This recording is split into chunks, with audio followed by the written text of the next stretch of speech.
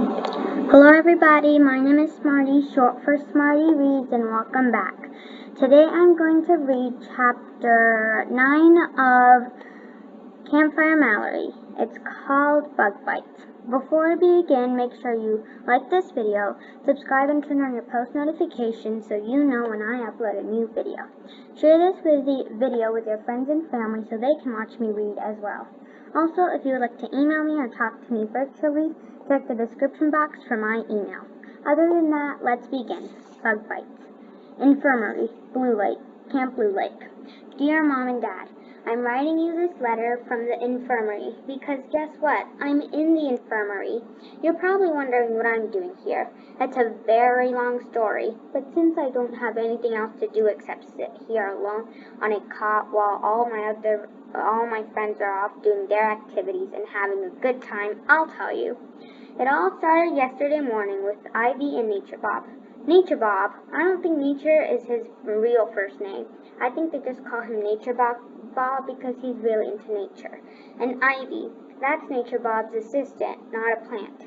Are nature counselors.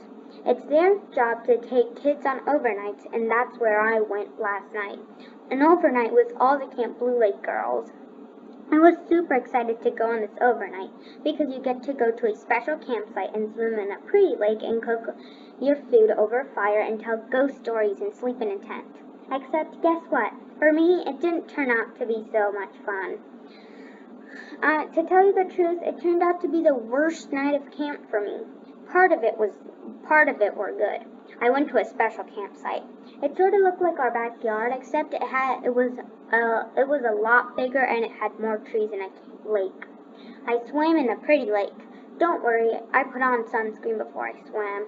I cooked my food over fire. We made hot dogs and french fries and banana boats. See the recipe at the end of the letter for more info. And I listened to ghost stories. They were scary, but I remember all of them, and when I come home, I'm going to tell them to Max and scare him. But one part of it was not good at all, and that was sleeping in the tent part. The reason it wasn't good was because I had to share a tent with Corinne. I wanted to share a tent with Marianne. We bought our matching campfire pajamas, but Nature Bob said we need to share a tent with our bunkmate, and here's what happened with mine. Corinne bought so much stuff on the overnight that we couldn't fit all of it in our tent, so we had to leave the tent unzipped for a little bit, and when we did, mosquitoes flew inside it while we were sleeping, and they all bit me. I think they should have fit in Corinne since it was her fault we had to leave the tent unzipped because they didn't bite her, they bit me. And I had what Nurse Shelby calls an allergic reaction, and that's why I'm in an infirmary right now instead of out all my activities having fun. Now, do you see why the overnight wasn't so much fun for me?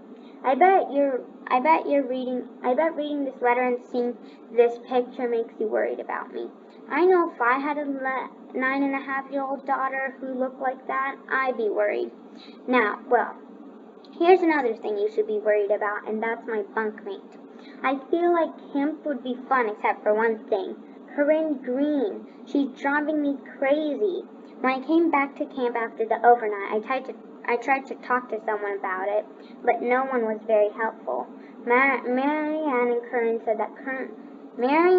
Taylor said that Corinne seems nice, but she didn't mean to leave the tent unzipped. My counselor said I should give her another chance. Portrait of a mosquito's best friend. Nurse Shelby said, let's have a look at those bug bites. Winnie said, are you contagious? Max said to shake it off. I don't know how you shake off a bug bite and to put a paper bag over my head so no one knows I'm his sister. Joey said I'd be better in no time. I even tried to talk to Uncle Al, who at first said, Mallory McDonald, is that you under all those bug bites? Then he had some words of wisdom for me. He said, you don't know your friends until you share a tent with them. Usually I think Uncle Al's words of wisdom make no sense, but this time I think he was absolutely right. That's all for now. G2G, got to go. G2S, got a scratch. My bug bites. Mallory. P.S. Have you considered picking me up early from camp? If you don't know If you don't know how to get there, just turn left off our driveway and drive for a long time until you see a sign that says Camp Blue Lake. I'll be waiting by the gate. And then there is a picture of Camp Blue Lake in the gate. P.P.S. Color War is in 2 days from today, so if you do come to pick me up, please come in 2 days and come after dinner, so I don't miss Color War, which is supposed to be fun. P.P.P.S. Here's a recipe for banana boats, which luckily for me I got to eat before the mosquitoes ate me. In case you and Dad wanted to make a campfire in the backyard and try these yourselves. Banana boats. Place banana on top of a piece of foil. Do not remove the peel. Slice one banana the long, open banana the long way. Fill bananas with mini marshmallows and chocolate chips. Close foil around banana. Stick it on the fire for 10 to 15 minutes. Remove, unwrap, and eat with a spoon. Say, Note, if you don't have a campfire, an oven will work too. But it won't taste as good because everything tastes better when you cook it over fire. And then to the left, or to the right, there is a banana boat.